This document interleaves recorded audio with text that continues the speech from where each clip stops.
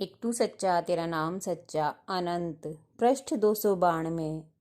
सतपुरुष बाबा फुलसंदे वाले कहते हैं, हे मनुष्यों, हमें परमेश्वर से छोटी छोटी वस्तुओं की याचना नहीं करनी चाहिए। एक सम्राट से कोई भैंस की जंजीर मांगे तो यह सम्राट की महानता और उदारता और विशालता की योग्य बात नहीं है। सतपुरुष कहते हैं कि परमेश्वर का प्यारा एक संत आधी रात के वक्त जंगल में तन्हाई में बैठा परमेश्वर का नाम जपता था। उसके कानों में शहर से आती किसी वैश्या के गाने की आवाज पड़ी। वो वैश्या अपने कोठे पर लोगों का दिल बहला रही थी। उस गाने के बोल ऐसे थे जो इस फकीर के दिल से टकराकर उस मालिक की चौखट से टकराए। वह फकीर उस आवाज के पीछे पीछे चला गया।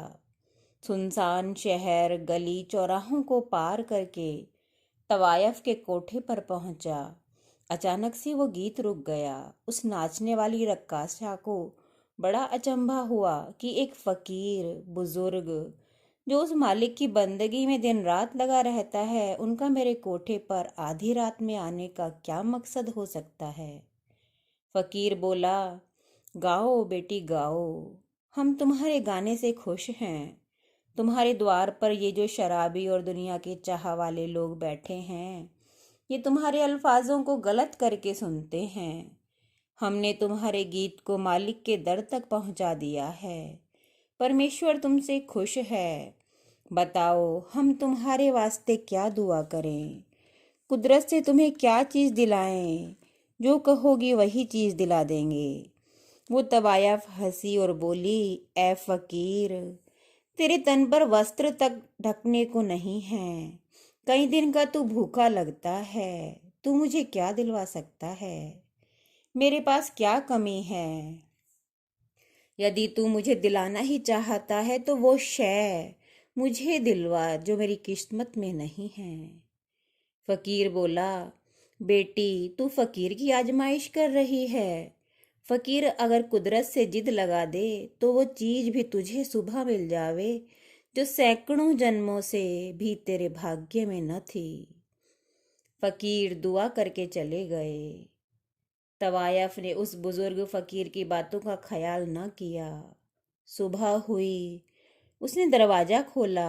क्या देखती है कि घर के सामने लोगों की भीड़ जमा है। लोग उसके दर पर सजदा कर रहे हैं और उसके कदम पोशी कर रहे हैं। एक तवायफ की चौखट पे सजदा। वो बोली, ए शहर वालों, क्या तुम पागल हो गए हो? वे बोले, माता, हम आज तक पागल थे जो तुझे तवायफ समझते रहे। रात में तेरे गुरु तेरे दर पे आए थे। वो तेरे वास्ते दुआ कर गए हैं। सो ये बीमार हमारे साथ है।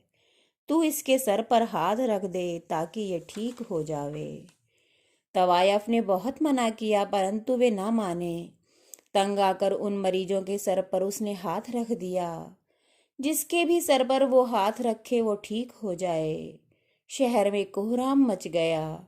चंद दिनों में ही वैश्या का कोठा दरगाहे इलाही हो गया, जहां पीर फकीर संत द्वार पर इकट्ठा होते। यहाँ तक कि वैश्या के मरने के बाद वहाँ उसकी मजार बनी। वहाँ की मट्टी से भी लोगों को फैज़ पहुँचा। उस वैश्या को जो ख्याल ख्वाब में भी नहीं था, उस परमेश्वर ने ये दात उसे बख्शी। एक तू सच्चा तेरा नाम सच्चा।